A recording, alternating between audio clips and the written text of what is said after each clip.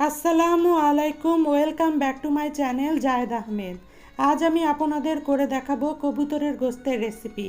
আমি এখানে এক জোড়া কবুতরের গোস্ত নিয়েছি, ভালো করে ছিলে পরিষ্কার করে নিয়েছি। কবুতরের গোস্ত বয়স্ক এবং ছোটদের জন্য খুবই উপকারী।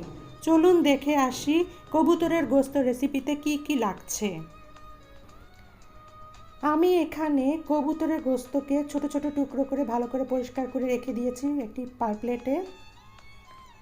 এখানে লাগবে লবণ, হলুদের গুঁড়া, মরিচের গুঁড়া, ধনিয়া গুঁড়া, জিরা গুঁড়া, চাট মশলা, গরম মশলা, পেঁয়াজ কুচি, কাঁচামরিচ, আলুর টুকরো এবং সরিষার তেল। তো চলুন দেখে আসি আমি কবুতরের গোস্ত কিভাবে রান্না করছি। প্রথমে একটি হাঁড়িতে আমি সরিষার তেল ঢেলে দিয়েছি। এবার দিলাম পেঁয়াজ কুচি, ভালো করে পেঁয়াজ কুচিগুলোকে ভেজে নিতে হবে। এবার দিলাম গরম মশলা। এবার পেঁয়াজ ব্রাউন কালার হওয়া পর্যন্ত অপেক্ষা করি এবং ভালো করে ভাজতে থাকি। পেঁয়াজের কালার ব্রাউন কালার হয়ে গিয়েছে।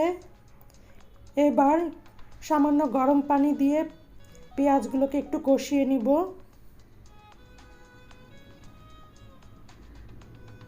পেঁয়াজ কষানো হয়ে গেলে আমি এখানে আদা আর রসুন বাটার সাথে যে মশলাগুলো বলেছিলাম সেগুলোকে পানি দিয়ে গলিয়ে রেখেছিলাম, তো সেগুলো ঢেলে দিলাম এবং ভালো করে পেঁয়াজের সাথে ভালো করে কষিয়ে নিব মশলাগুলো এবং একটি ঢাকনা দিয়ে ঢেকে দিব। মশলা কষানো হওয়া পর্যন্ত অপেক্ষা করি। এবার ঢাকনা তুলে নিব। মশলা কষানো হয়ে গিয়েছে প্রায়। এবার লবণ দিব স্বাদ মতো। এবার কাঁচা লঙ্কা দিয়ে দিব মশলার সাথে। মশলা কষানো হয়ে গিয়েছে প্রায়। এবার আমি টুকরো করা কবুতরের গোস্তগুলো ঢেলে দিলাম। এবার কবুতরের গোস্তের সাথে যাতে মশলাগুলো খুব ভালোভাবে কষায় সেজন্য ভালো করে নাড়তে হবে। এবার আলুর টুকরোগুলো কেটেছিলাম যে সেগুলো দিয়ে দিলাম। আপনারা এখানে অপশনাল আলু টুকরা দিতেও পারেন, নাও দিতে পারেন। আমি এখানে একটু স্বাদের জন্য আলু টুকরা দিয়েছি। কষানো গোস্ত থেকে তেল ছেড়ে ছেড়ে দিচ্ছে।